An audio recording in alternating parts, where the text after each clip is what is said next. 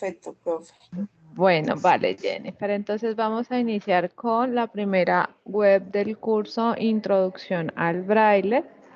Este curso es de 3 créditos, es un curso electivo y el objetivo principal es generar como bases para el aprendizaje a futuro del braille, que es un sistema de lenguaje para las personas no solo con discapacidad visual, sino todos los que manejamos espacios o contextos inclusivos.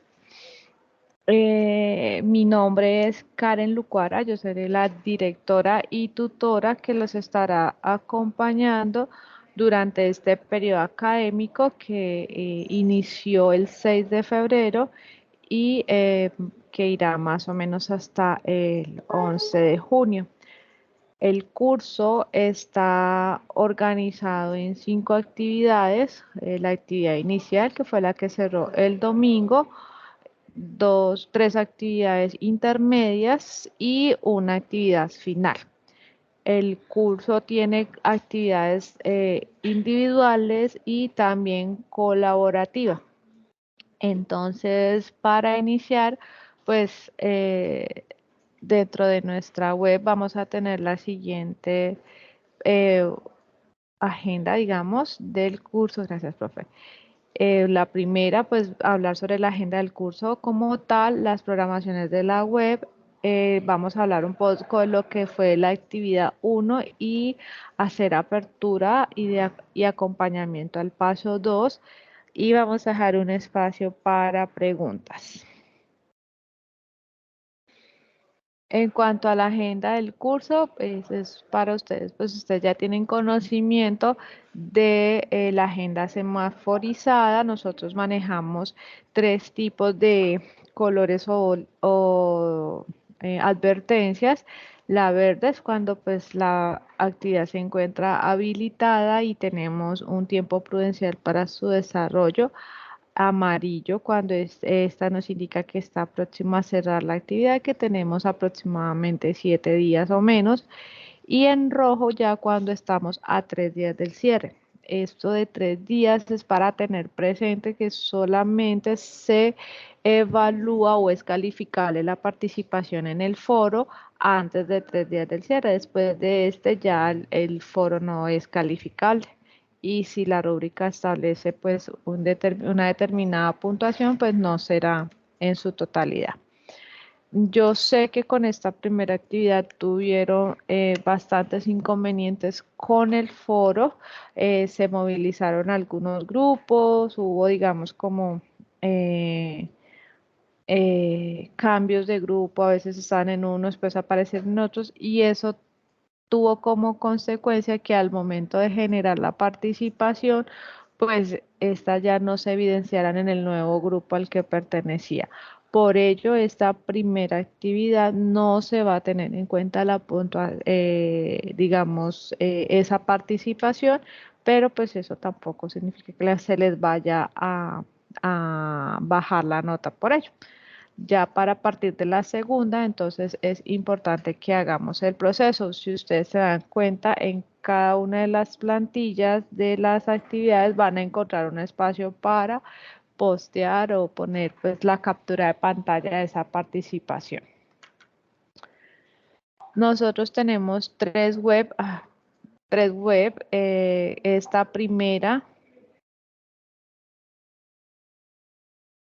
esta primera que se desarrolla el día de hoy, 20 de febrero. Pues el objetivo de esta primera reunión era justamente establecer pues digamos, lo adecuado del horario. Quería pues uno que generar una mayor participación y sobre todo que este se diera en un tiempo adecuado para que tuvieran las orientaciones desde el inicio de la actividad y pudieran pues efectuarla con los tiempos que se establecen sin ningún inconveniente. Por ello pues trato siempre que una vez se cierra la actividad, esta una vez se cierre la unidad, perdón, esta pues se pueda generar de una vez la web. Para este caso, quiero que por favor visualicemos, Jennifer, acá, pues ya que tú estás, digamos, tú cumpliste, entonces lo haré contigo. Tenemos esta primera actividad de intermedio que cerraría el 14 de mayo, ¿ya? Tendríamos que la unidad 2 inicia el 16 de abril, que es cierra, perdón, el 16 de abril, que es un domingo. ¿Estás de acuerdo con que las webs sigan siendo los lunes? ¿Consideras que es un horario adecuado? Sí, señora. Sí, bueno, entonces la vamos a programar la segunda web para que tomes nota. Igual, obviamente, esta información se comparte por los respectivos foros y campus sería el 17 de abril a las 4 de la tarde. 17 de abril. ¿Dónde está eso?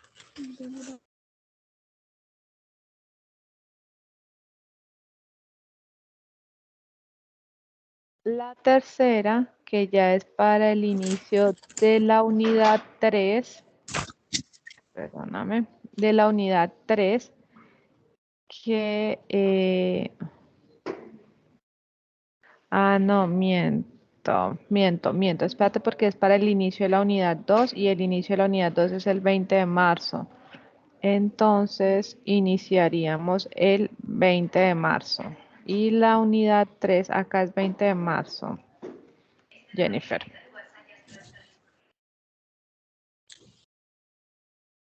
Y la unidad 3 sí iniciaría el 17 de abril. Sería la tercera.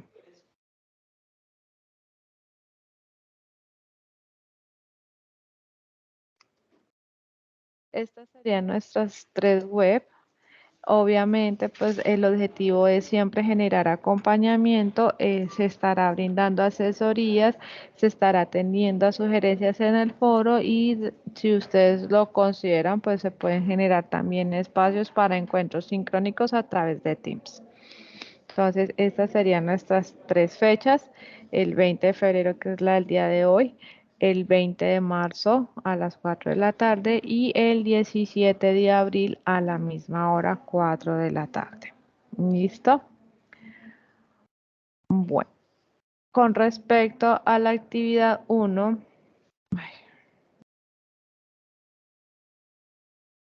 la actividad 1 tuvo digamos, algo muy complejo, creo que fue un poco confuso porque tuve muchos mensajes preguntando sobre qué se hacía en la actividad como tal. Esa actividad 1 tenía como objetivo visualizar las lecturas y sobre todo la apropiación de los conceptos referente al braille. Lo que se pretendía con esta actividad es que ustedes lograran generar apropiación de conceptos como ceguera, baja visión, qué es el braille, qué es un signo generador, cuáles son las causas de una discapacidad visual, las que son congénitas, es decir, que son de nacimiento, las que son adquiridas, o las que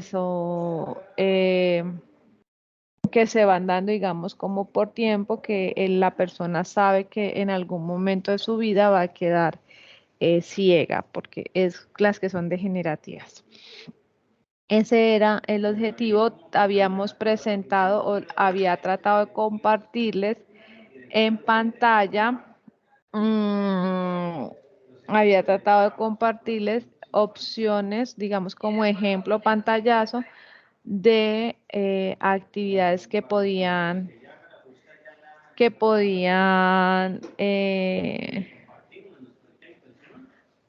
implementar. Les presenté una como de un sapito, les hablaba también de eh, sopas de letras, crucigramas. Esta es otra opción que se llama, que fue a través de una ruleta. Me indican si pueden visualizar la ruleta, el juego.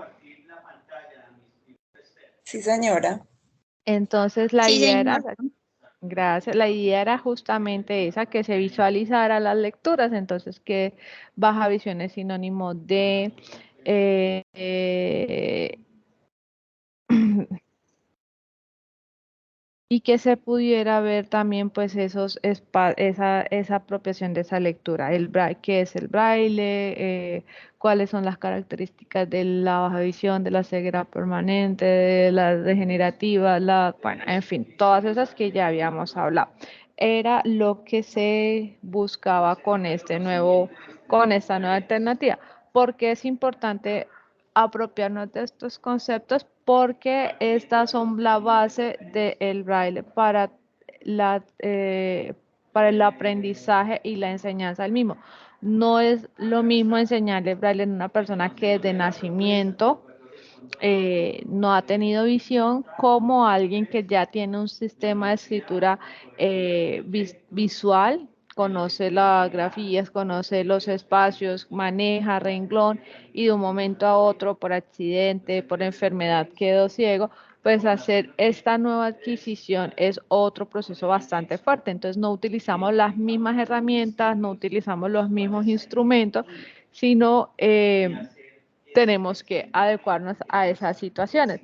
Por eso la importancia de identificar. Ahora, tenemos personas con baja visión, pero personas que utilizan lentes y tienen una vida normal, es decir, no quiere decir que las otras personas no la tengan, sino me refiero, no requieren de algún apoyo adicional para generar lecturas, para generar escritura o para adquirir este sistema, sino que simplemente tiene una adaptación de gafas, que es el único elemento que le permite mejorar su visión. Pero tenemos otras personas que tienen baja visión, es progresiva, es decir, que ella va a ir empeorando, y que tenemos que irlas preparando para que en algún momento de su vida pues no pueda ver completamente, y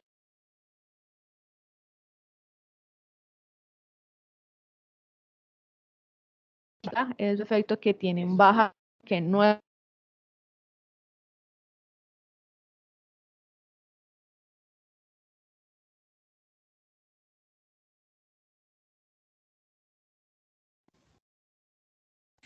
Profe, no tiene activado el micrófono.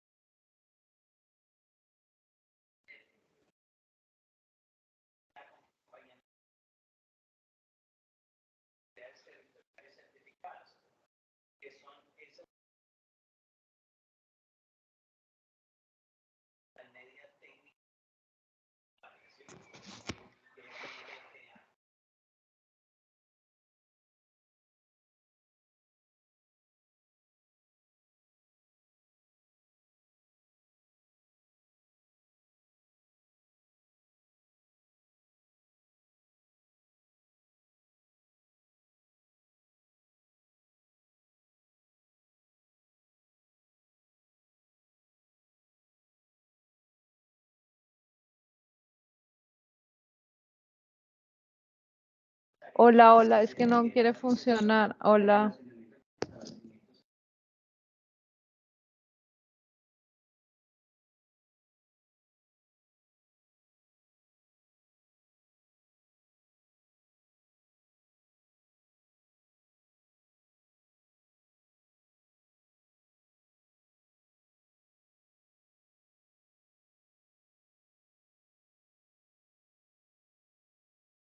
¿Ahora sí me escuchan? Sí, señora. Bueno, entonces les decía que la importancia de manejar los conceptos es que nos permite crear estrategias frente a la enseñanza-aprendizaje del braille. Hay diferentes situaciones que debemos reconocer, que debemos identificar, como por ejemplo el diagnóstico, el hecho de que no seamos optómetras, oftalmólogas, pues debemos tener unas bases y poder diferenciar sobre la baja visión progresiva, baja visión, pues digamos, de una persona que requiere un apoyo como con elementos externos, como por ejemplo lentes de contacto, gafas, pero que no tiene ninguna repercusión adicional a su salud o a su proceso de aprendizaje. Otra que es tan alto el grado de pérdida visual que requiere de apoyos adicionales como son agrandar letras, pantallas bastante con tamaño de letra bastante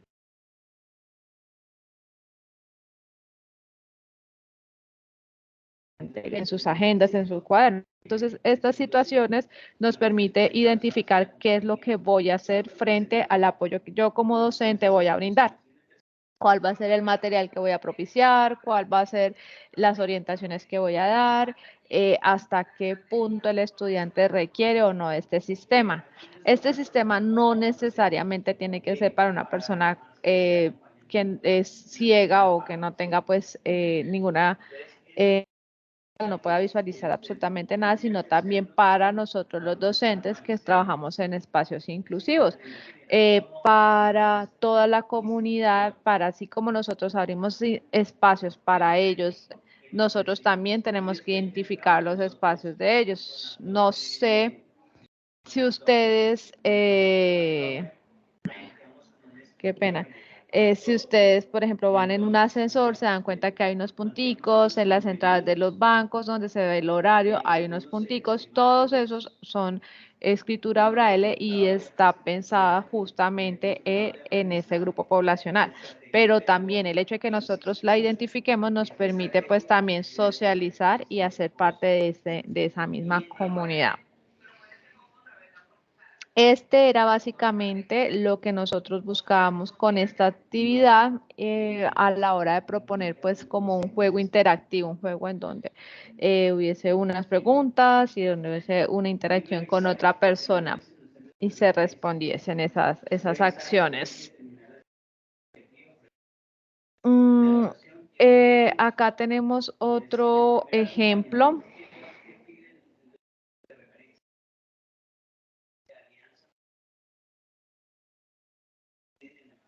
Este es otro ejemplo. Podían haberlo hecho en cualquier página, aplicación, eh, inclusive si no hubiesen tenido acceso a computador, por ejemplo, hubiesen podido hacer la sopa de letras manual, haber hecho un concentros de manera manual, con cartulina, con hojitas, pues bien presentado. Este es otro, es una sopa de letras, aunque no se evidencia, digamos, como un concepto como tal, pues al menos se ve palabras que hacen parte pues de la lectura. Acá hablamos de los dolores de cabeza como síntomas, la calidad de vida pues como un factor influyente en el desarrollo o en los espacios de las personas con discapacidad visual, deficiencia visual, detección temprana, impacto económico, bueno. Básicamente esas eran las orientaciones para esta primera actividad. La discapacidad visual, como yo les decía, está categorizado, tiene establece como 3 parámetros fundamentales y que se establecen desde la Organización Mundial de la Salud, que es la discapacidad visual moderada, donde la agudeza visual no es no repercute a gran profundidad en el desarrollo de la persona dentro de los diferentes entornos, ya sea laboral, educativo, cultural. La discapacidad visual grave es donde la agudeza visual es bastante grande. Son personas que, digamos, ven siluetas, ven con manchones, requieren de gafas, pero de apoyos externos a esos. Y la ceguera, que ya es cuando la persona no tiene ninguna percepción de la luz, no hay ni siquiera sombras referente a lo que puede haber en el exterior. Adicional a ello, estas categorías también tienen otras organizaciones u otros aspectos que se tienen en cuenta y están relacionados directamente con con el entorno educativo. Y es la adquisición de estas categorías, ¿no? Entonces, por ejemplo, si la discapacidad visual moderada es de nacimiento o fue adquirida por una enfermedad o por un accidente, lo mismo que la discapacidad visual grave y la ceguera. Como les decía hace un rato, es totalmente diferente enseñar u orientar a una persona que nunca ha podido ver, que no conoce formas, que no tiene una percepción del mundo que lo rodea, a una persona que conoció todas, tuvo las formas, colores, aspectos, todo, y de un momento a otro ya no tiene no tiene ninguna forma de visualizar su entorno. Son dos mundos totalmente diferentes y frente a ello es que nosotros tenemos que enfocar nuestro aporte y nuestro apoyo. Asimismo, con la discapacidad visual. Una cosa es que tú veas, así sean siluetas, borrones, manchones, pero haya algo de luz y saber que en un momento de tu vida no vas a poder tener esa esas pequeñas percepciones. Eso es un impacto psicológico, es un impacto emocional que se debe apoyar desde lo académico también. ¿Cómo le apoyamos? Pues generándole esa alternativa desde el braille y desde las diferentes técnicas de acompañamiento con una persona que tiene una discapacidad visual moderada, que solo requiere apoyos externos y que de una u otra manera pues puede hacer uso de ese entorno y de esos elementos que lo rodean. Entonces es importante tener todas estas acciones presentes en los contextos en los que nos vamos a desenvolver. Por eso el paso 2, perdón, el paso 2 está relacionado justamente ya con ese primer acercamiento a lo que es el braille. En esas lecturas vamos a encontrar qué es el braille, quién fue Luis Braille, la persona que generó este sistema, una persona con discapacidad visual desde niño. Él tuvo un accidente y quedó ciego. ¿Cuál fue esa transformación que tuvo el braille o cuál fue esa transformación que tuvo la escritura? ¿Cómo enseñaban antes a la comunidad ciega y cómo el braille llegó a hacer cambios significativos en el aprendizaje? Tengamos en cuenta que el inicio del braille no fue ya una acción, digamos, esto es lo que hay y listo, quedó perfecto, no, eso fue una transformación tras transformación o tras cambio.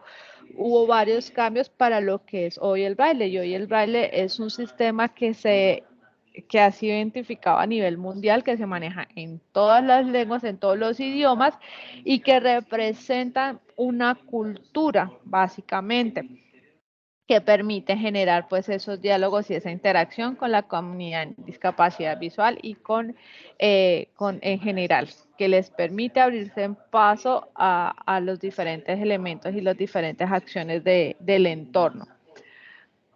¿Qué es lo que queremos ver en este paso 2? En este paso 2 lo que vamos a entregar, el producto va a ser una infografía, pero esa infografía no es copiar y pegar la información que ustedes van a encontrar en las diferentes lecturas, es un análisis, son sus palabras las que se van a organizar en eso.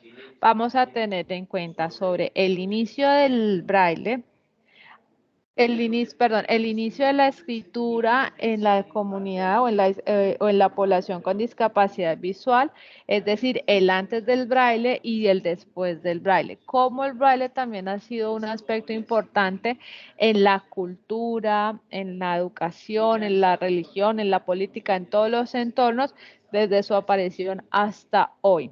¿Quién fue Luis Braille? ¿Qué fue lo que lo motivó a él a generar todo este sistema? ¿Cómo se dio este sistema? ¿De dónde surgió? ¿Cuáles fueron esas transformaciones que hubo del sistema que había inicialmente a lo que él propuso? ¿Cuáles fueron esos cambios significativos y el por qué esos cambios? Yo sé que son muchos temas para abordar en una infografía, pero ahí es donde viene la creatividad de ustedes y es cómo organizo a través de esos idiomas, de esas imágenes y de esas palabras claves, esas transformaciones y le damos como esa línea de tiempo o le damos esa organización a esa temática. Vuelvo y les insisto, no es que me copien la vida completa de Braille de Luis, que cuando nació ni nada, no se trata sino de eso que impacta y que está relacionado con el baile. Obviamente el accidente que él tuvo a determinada edad, pues fue influyente en todo esto, ¿no? Porque fue una persona que pudo ver de cierta manera el mundo y de un momento a otro no, y cómo esto le afectó y cómo esto lo llevó a generar estas transformaciones y a influir tanto en la comunidad. Ahora hay que tener en cuenta también el contexto en donde se desarrolló, en la época en la que se desarrolló, cuál era el pensamiento o la concepción que había de discapacidad en ese entonces, en esos años. Ustedes van a encontrar dentro de las lecturas sugeridas un documental que está en YouTube sobre la vida de Braille. Van a encontrar unas lecturas sobre esos procesos y adicional a ellos van a encontrar un documento sobre orientaciones técnicas, administrativas y pedagógicas. Ahí ustedes van a encontrar básicamente unas páginas en donde les va a permitir conocer un punto cuál es la posición de hoy en día en la actualidad de este sistema en el sistema educativo acá en Colombia. El paso a paso de esta actividad, de este paso 2, está en la guía. Tiene una puntuación de 90, son 90 puntos. Esta segunda actividad cierra el 19 de marzo. Y lo que vamos a organizar, pues aparte de la infografía, es la participación en el foro. Importante, por favor, que leamos la rúbrica de evaluación para que tengamos en cuenta cómo se va a organizar esas calificaciones. En este paso 2 es una actividad que es individual, pero digamos, es importante que todos los del grupo participemos dentro de los tiempos establecidos en el foro, porque si, por ejemplo, Jennifer va a participar del foro, pero nadie más ha participado, pues ella cómo hace para dar cumplimiento a la guía, si en la guía dice pues que genere eh, un aporte al compañero. Entonces, a pesar de que la actividad es netamente individual, pues El manejo del foro siempre va a ser colaborativo, siempre todos tenemos que estar a disposición de participar, pero sobre todo hacerlo dentro de los tiempos que se establecen. Es muy complejo que un estudiante esté el 19 de marzo a las 10 de la noche pendiente de si alguien escribe en el foro para poder él aportar. Por eso se habla de 3 días antes del cierre de la actividad.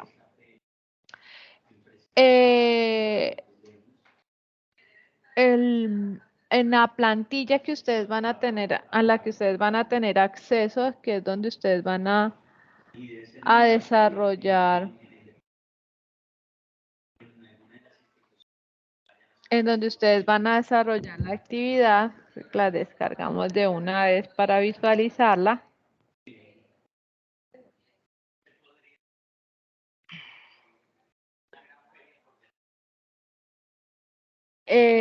Por favor, asegurarnos que el enlace que vamos a compartir sea el enlace de visualización y no el enlace de edición. Si ustedes me comparten el enlace que sale cuando ustedes están editando la infografía, independientemente de qué aplicativo utilicen, de qué página utilicen, cuando yo vaya a ingresar a ese enlace me va a pedir un correo y contraseña.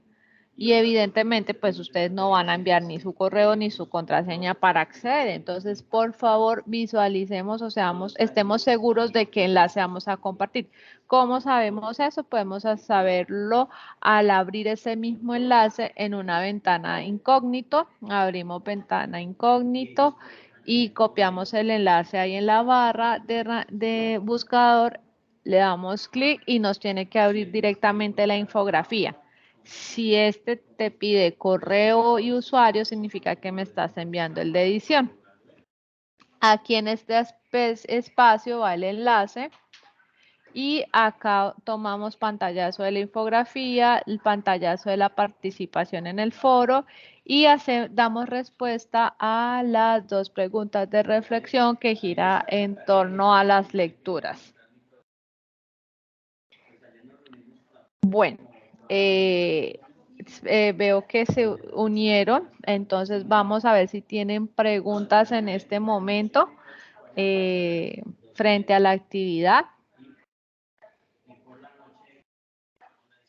Las escucho.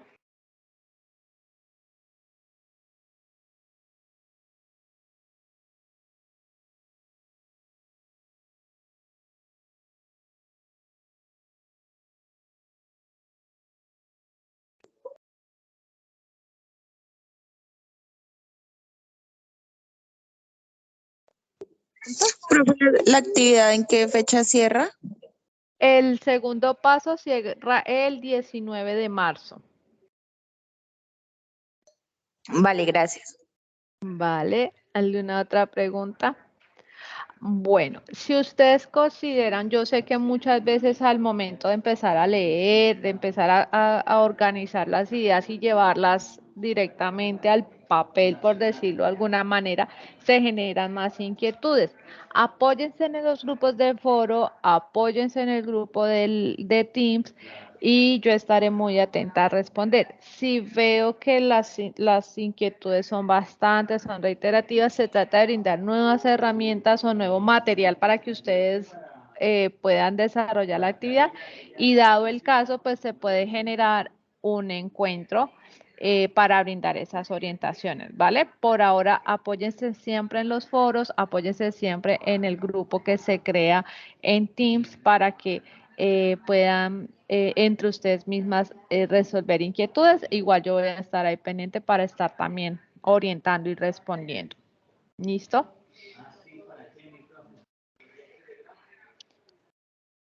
Bueno, entonces si no tienen más inquietudes, la grabación de este encuentro se estará compartiendo el día de mañana a través del foro inicial y a través de sus correos de campus.